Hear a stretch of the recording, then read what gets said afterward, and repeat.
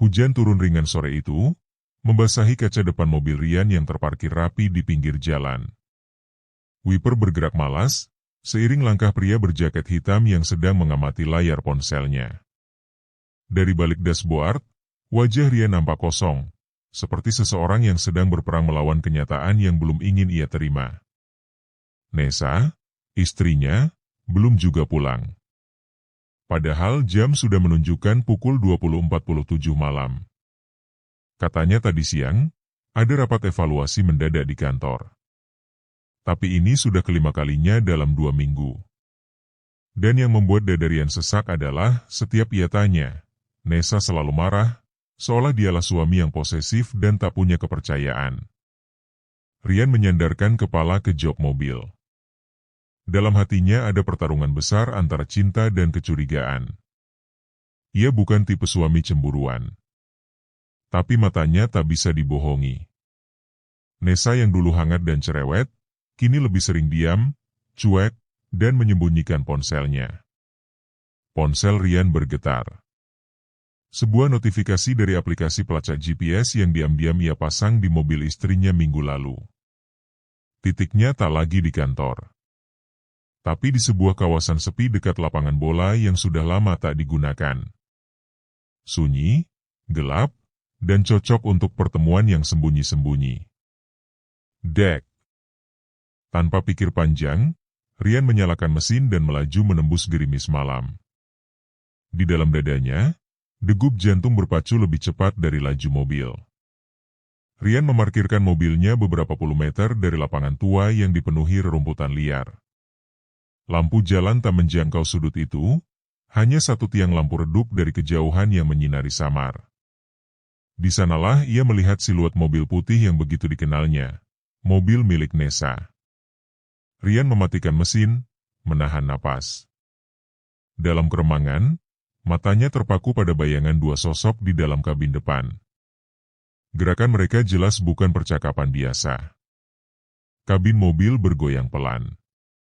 Kadang diam, lalu bergoyang lagi. Dunia seakan berhenti berputar. Rian mengepalkan tangannya. Tak ada yang lebih menyakitkan dari menyaksikan kenyataan dengan mata kepala sendiri. Tapi ia tak bisa hanya diam. Ia butuh saksi. Ia butuh bukti. Ponsel di tangannya mulai merekam. Tangannya gemetar, tapi rekamannya jelas. Dari kejauhan, siluet perempuan dan pria tampak jelas sedang bercumbu di dalam kabin mobil. Ya Allah, lirihnya, nyaris tak terdengar. Ia menunggu. Beberapa menit. Lalu perlahan mendekat. Ia sengaja menyalakan senter ponsel dan merekam saat ia berjalan ke arah mobil itu. Suara langkahnya membuat pasangan di dalam tergagap. Saat lampu menyinari kaca depan, dua wajah kaget menatap balik, Nessa dan seorang pria berambut klimis, mengenakan baju kantor. Nessa. Nessa terkejut. Pria itu langsung mencoba menarik celana yang separuh terbuka. Rian menghentakkan tangan ke kaca jendela. Buka pintunya. Nessa panik, menggapai handle pintu, lalu keluar tergopoh. Bajunya kusut, rambutnya acak-acakan. Mas, aku bisa jelaskan, ini tidak seperti yang Mas pikir. Diam, bentak Rian dengan suara bergetar. Pria yang bersama Nessa juga turun, mencoba membela. Mas, tolong jangan emosi. Kita bicarakan baik-baik. Kau siapa? Kau yang sudah tidur dengan istriku? Warga mulai berdatangan. Beberapa pemuda sekitar lapangan mendengar teriakan itu. Senter-senter ponsel menyala. Rian tak peduli. Ia menunjukkan videonya ke warga yang mendekat. Ini buktinya. Istri saya selingkuh di mobil. Di sini. Di tempat umum. Suasana memanas. Warga mulai bersorak, memaki, mencaci. Beberapa langsung merekam dengan ponsel. Seorang ibu-ibu berteriak, "Why? Malu-maluin kampung aja lo, Mbak. Nessa menunduk. Matanya berkaca-kaca. Tapi bukan karena penyesalan. Lebih karena ketakutan. Seseorang dari warga berteriak, "Arak mereka!" Maluin warga aja berbuat mesum. Rian diam. Ia tak meminta itu. Tapi ia juga tak menghentikannya.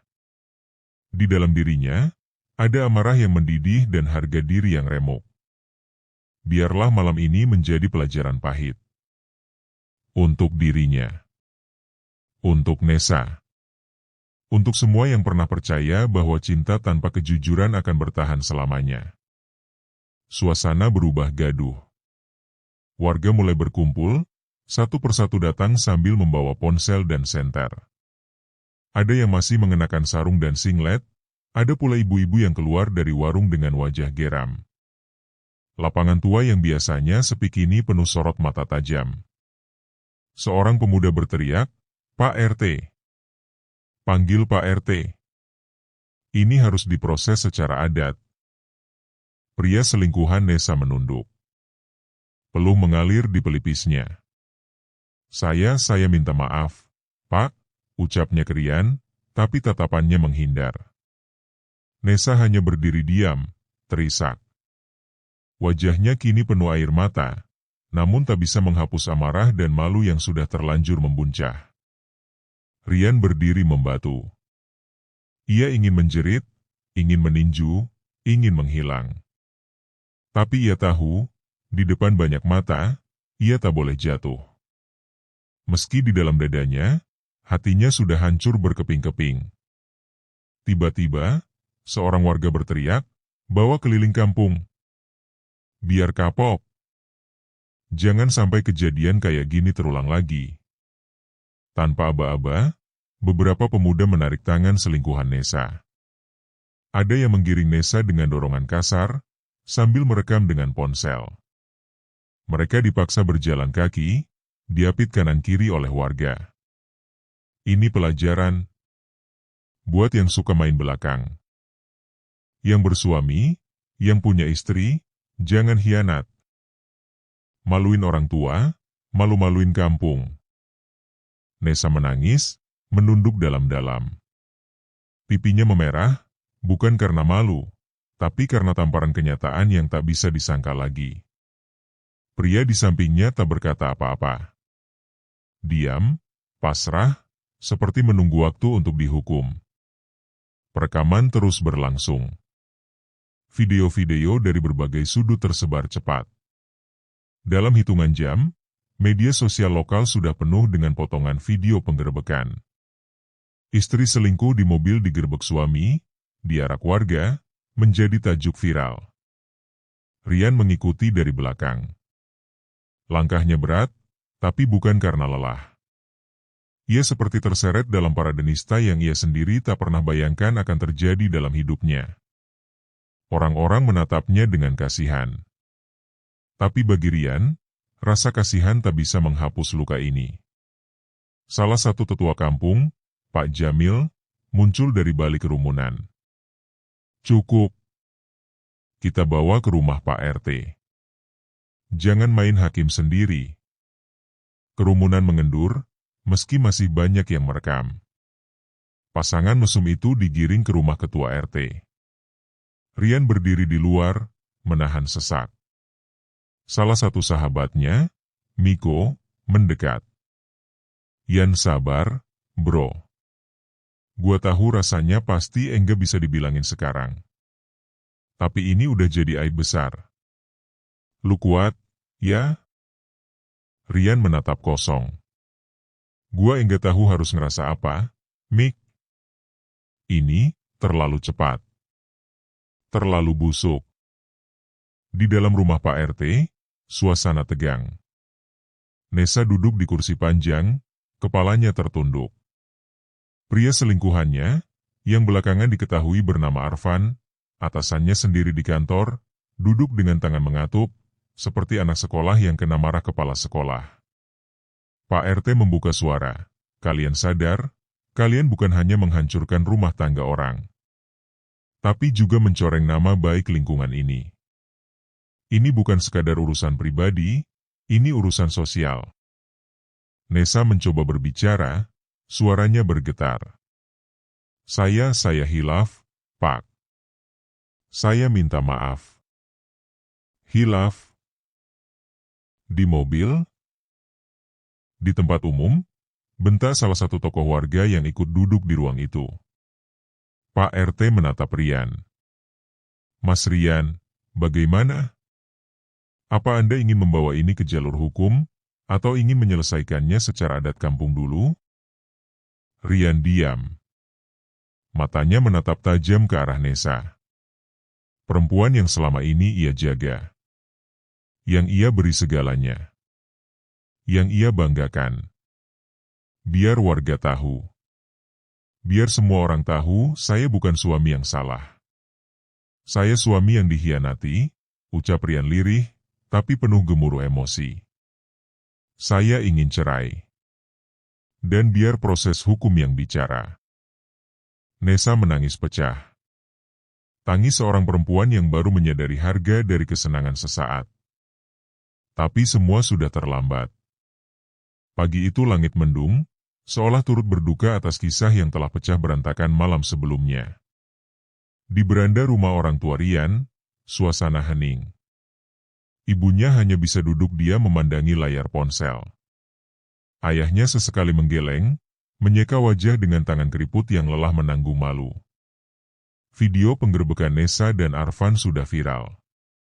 Grup WhatsApp keluarga, tetangga, hingga komunitas RT penuh dengan potongan klip dan foto-foto. Wajah Nessa jelas, ekspresi Arfan terlihat. Dan di setiap komentar, hanya ada satu kata yang mengikat semuanya. Aib. Anakmu kuat juga ya, Yan, kata salah satu tetangga saat menyambangi. Kalau saya yang di posisi begitu, bisa gila saya. Rian hanya mengangguk. Matanya bengkak karena semalaman tidak tidur. Di kamar kecil rumah ibunya itu, ia menatap kosong ke langit-langit. Bukan hanya luka hati yang ia pikirkan, tapi juga bagaimana kelanjutannya, rumah tangga, pekerjaannya, harga dirinya. Telepon berdering. Mas Rian, ini dari HR kantor. Maaf sebelumnya, kami tahu berita ini sudah tersebar luas. Tapi, demi menjaga citra perusahaan, sementara Anda kami nonaktifkan dari semua proyek internal. Bukan karena Anda bersalah, tapi karena kondisi yang terlalu ramai. Klik. Telepon mati. Rian memejamkan mata. Bahkan sebagai korban pun ia tetap mendapat sanksi. Dunia tak peduli siapa benar siapa salah, yang penting siapa yang mencoreng nama baik. Dan dalam kasus ini, nama, Rian dan Nessa sudah jadi satu paket.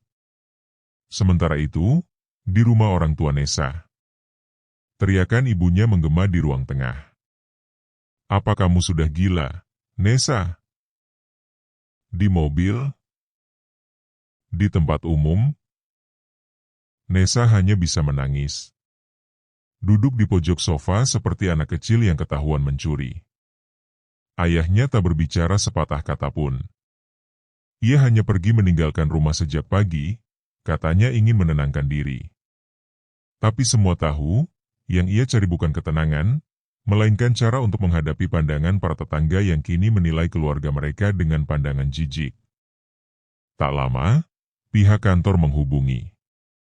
Nessa dipanggil untuk klarifikasi. Sore itu ia datang ke kantor dengan kepala tertunduk. Begitu masuk, bisik-bisik mulai terdengar. Itu dia yang viral semalam. Istrinya Rian selingkuh sama bosnya sendiri. Dan saat ia duduk di ruang HR, keputusan telah dibuat. Dengan berat hati, kami putuskan bahwa Anda diberhentikan. Ini bukan semata karena moral pribadi Anda, tapi karena ini telah mencoreng nama institusi kami. Apalagi pihak yang bersama Anda adalah atasan langsung Anda. Kasus ini juga sedang dibawa ke pihak hukum. Nessa tak bisa berkata apa-apa. Tangisnya tertahan. Dunia yang dulu ia nikmati, kini menolaknya mentah-mentah. Ia bukan lagi istri dari pria baik dan sederhana, bukan lagi staf kepercayaan manajer, bukan lagi perempuan berpenampilan anggun. Ia kini hanya nama dalam aib yang viral. Di sisi lain, Arfan mengalami nasib serupa. Istrinya menggugat cerai. Ia dipecat. Rumah tangganya hancur, anaknya dijauhkan darinya. Dalam waktu seminggu, semua pencapaiannya runtuh seperti bangunan rapuh yang diterjang badai. Rian tak pernah menyangka bahwa kehidupan bisa berputar secepat ini. Dulu, Nessa begitu ia cintai. Ia rela lembur demi membelikan perhiasan, rela menahan lapar demi memberi uang belanja cukup. Tapi rupanya, cinta sebesar itu tak cukup menahan keserakahan hati yang lapar akan godaan. Malam hari, di pos ronda kampung, warga berkumpul membicarakan kasus ini. Sebagian memuji keberanian Rian. Sebagian lagi menyayangkan pengarakannya. Kalau nggak dipermalukan, mana kapok? Untung direkam. Sekarang siapapun jadi waspada. Betul. Tapi kasihan juga anak-anak muda, lihat aib segitu vulgar di medsos. Di sisi lain, Rian berdiri sendiri di halaman, menatap lampu jalan yang temaram.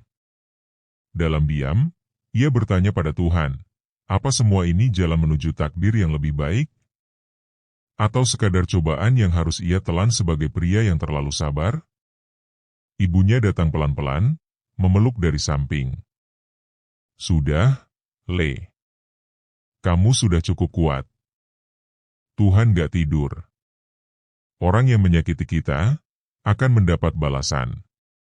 Tapi jangan biarkan luka mereka jadi penjara di hati kamu. Rian mengangguk pelan.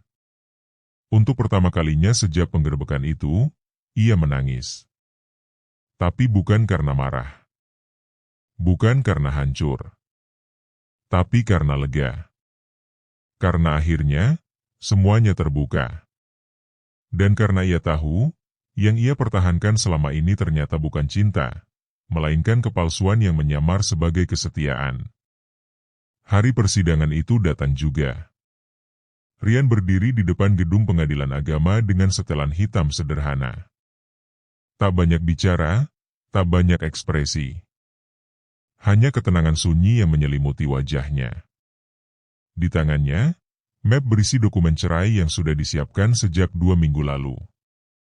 Nessa datang terlambat, mengenakan jilbab panjang dan kemeja lusuh. Bukan lagi perempuan anggun seperti dulu.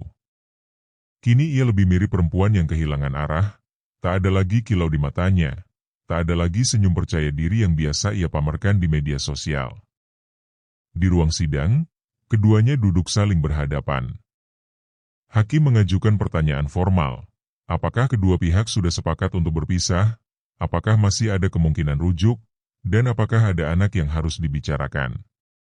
Karena mereka belum dikaruniai anak, proses menjadi lebih cepat. Rian hanya menjawab singkat, saya tidak bisa melanjutkan rumah tangga ini karena adanya perselingkuhan yang saya saksikan sendiri. Nessa menunduk, suaranya kecil, saya akui kesalahan saya, dan saya terima keputusan ini. Sidang selesai. Gugatan cerai dikabulkan. Di luar ruang sidang, mereka sempat berdiri berdua. Untuk pertama kalinya setelah kejadian malam itu, Rian berbicara tanpa emosi. Aku nggak akan balas dendam. Tapi tolong, jangan pernah lagi mendekat ke kehidupanku. Kita selesai. Dan aku ingin bahagia, meski sendirian. Nessa menitikkan air mata. Aku minta maaf, Mas. Aku hancur sekarang, aku kehilangan semuanya. Kamu tidak kehilangan apa-apa, ucap Rian pelan. Kamu hanya sedang menerima hasil dari pilihanmu sendiri. Lalu Rian pergi, meninggalkan Nessa berdiri sendiri di halaman pengadilan yang lengang. Angin siang meniup ujung kerudungnya.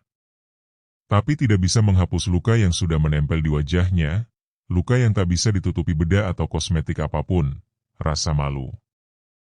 2 bulan kemudian, Rian kembali bekerja, bukan di perusahaan lama, tapi membuka usaha kecil di bidang desain interior.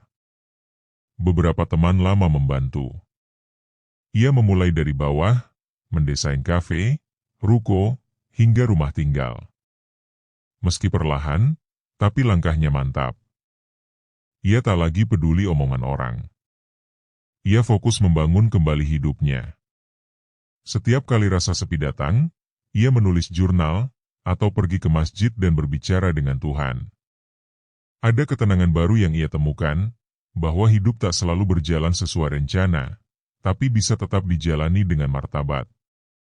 Sahabatnya, Miko, kadang datang membantu. Gua salut, Yan. Lu bukan cuma kuat, tapi juga legowo. Gua nggak tahu apakah gua bisa kayak lu kalau diselingkuhin sedalam itu. Rian hanya tersenyum. Gue cuma nggak mau hidup gue ditentukan oleh pengkhianatan. Hidup ini terlalu singkat buat ditangisi orang yang salah. Sementara di sisi lain, Nessa pindah ke kota lain. Ia mencoba mencari pekerjaan baru, tapi setiap wawancara kerja terasa seperti penghakiman ulang. Beberapa HR mengenal wajahnya dari video viral. Bahkan ketika ia mencoba ganti nama akun sosial media, rekaman masa lalu tetap membayanginya. Ibunya kini sering sakit-sakitan, malu keluar rumah. Ayahnya tak lagi sering bicara. Nessa hidup dalam ruangan sempit, di rumah kontrakan kecil. Ia menulis surat panjang untuk Rian, tapi tak pernah berani mengirimnya. Dalam surat itu, ia hanya menulis, "Mas Rian, hari ini aku duduk sendiri. Dalam diam, aku menonton ulang video yang merusak hidupku. Aku pikir, aku akan bisa hidup dengan pilihan. Tapi ternyata aku salah. Yang kutinggalkan adalah surga kecil bernama kesetiaan. Aku tak minta kembali. Aku hanya ingin Mas tahu, aku menyesal. Lebih dari yang bisa kutunjukkan. Nessa." Namun surat itu hanya terlipat rapi di laci meja kayunya. Tak pernah sampai. Tak akan pernah sampai. Suatu malam, Rian duduk di kafe tempat ia mendesain interiornya sendiri. Ia menatap pelan kopi hangat di depannya, sembari menulis di buku jurnal. Luka ini bukan untuk dilupakan, tapi untuk dijadikan alasan agar tidak jatuh di lubang yang sama. Harga diri bukan sesuatu yang bisa dibeli, tapi bisa hilang jika kita terlalu lama mempertahankan orang yang salah. Aku memilih sembuh. Meski pelan, tapi pasti. Lalu ia menutup bukunya. Di luar, langit cerah. Tak ada gerimis seperti malam saat penggerbekan dulu. Tapi udara malam tetap dingin, membekukan sisa-sisa rasa yang tak perlu disimpan. Rian tahu, hidup baru sedang dimulai. Bukan sebagai suami Nessa, bukan sebagai korban aib. Tapi sebagai pria yang pernah hancur, dan berhasil bangkit dengan kepala tegak. Tamat.